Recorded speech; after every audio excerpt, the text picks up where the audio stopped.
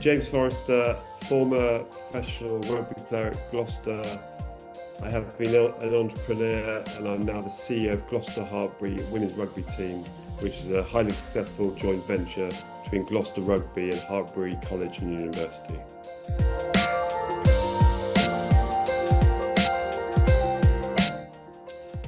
A typical day for me is incredibly varied. We have seen huge growth in the women's game, but budgets are still relatively small compared to the men's side.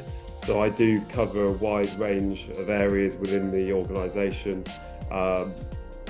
Being women's rugby, achieving budgets and revenue targets are vital at the moment. So big part of my role has been recently onboarding new sponsors, which we have had a lot of success with. We are looking at different revenue streams, so we have been growing our own merchandise products, our own hospitality products. We've created a camp product where we've onboarded sponsors who we've given the rights to sponsor those camps, which has been really successful.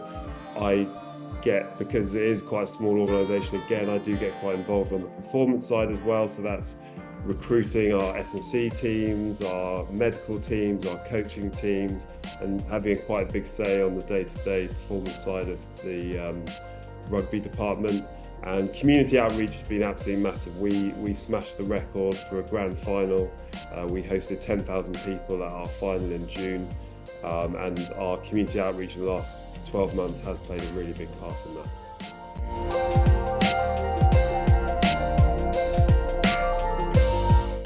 I chose to study with VSI, I think because I played elite rugby for 10 years. I then went away and built my own business over a 10-year period in Singapore.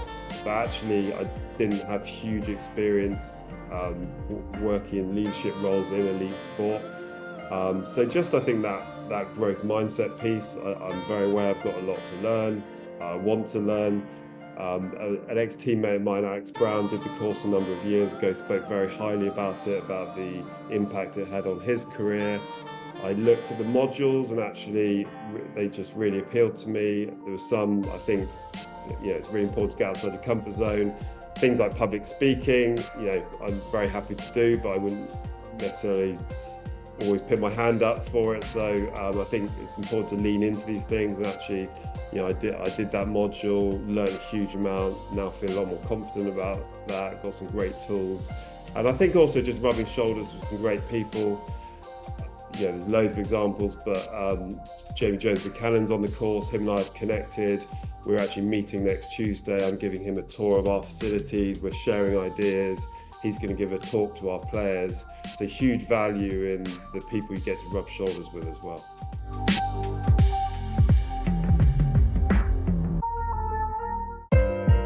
I've got loads of value out of all the modules so far. I think the first one just around leadership, Chris Brindley, I found really interesting. I think the thing I took away from that was just the standards you have to set as a leader in any organisation, but a sporting organisation, and actually just the consistency of your standards is just really important. I just think he spoke so well about that. He gave you some really great tools about how to run meetings and just to really nailing down those standards. I think I touched on it a moment ago. I think the public speaking module was really great for me. As I said, a little bit outside my comfort zone. Felt like I went away from that module with some really great tools and actually, a bit more confidence. So I think those are the two that really stand out for me.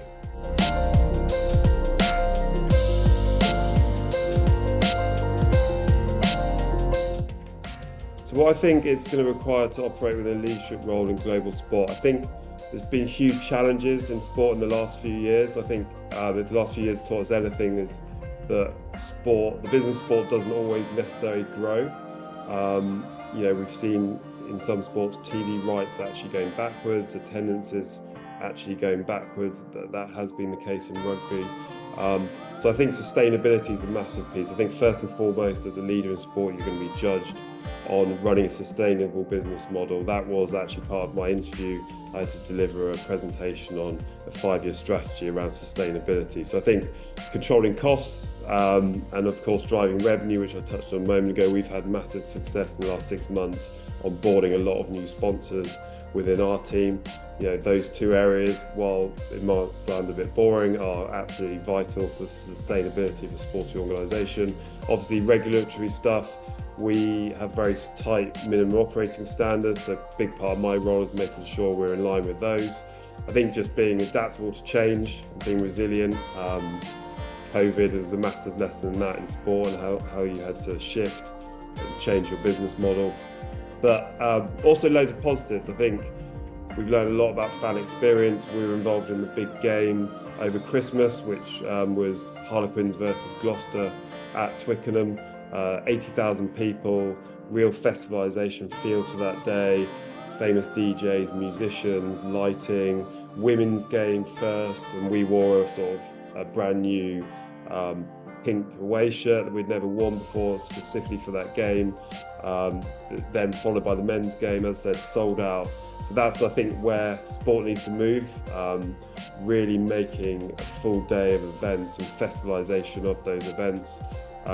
Digitalisation, how we can improve the fan experience using apps, using social media, and obviously working in women's sport. I think equity is a really big part of this, so how we drive equity, and I think in the past maybe that was seen as the right thing to do, but I would argue, and I think there's a load of evidence now to show that driving equity is also the commercially right thing to do. I think by really driving the women's side of your organisation, you can actually onboard a lot of new sponsors and bring new fans and engage new fans into your organisation. And lastly, just people. I think if budgets are tight, it becomes even more important the people you recruit, and then how you get the best out of those people.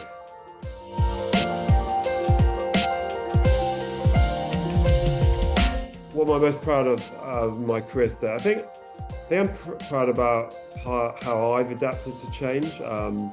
Been very lucky. I had a 10-year career as a rugby player. I then had a 10-year career building a business. I am very proud of that business. It was in Singapore. We grew from 2 people to 125 in 10 years. Not only was it successful as a business, but I think what I'm most proud of that business is the impact it had in the community. It was a wellness business. We did personal training, physiotherapy, nutrition, and I think it really genuinely had a massive impact on the community and on our clients' health. I think we sort of moved the dial on health and fitness in Asia.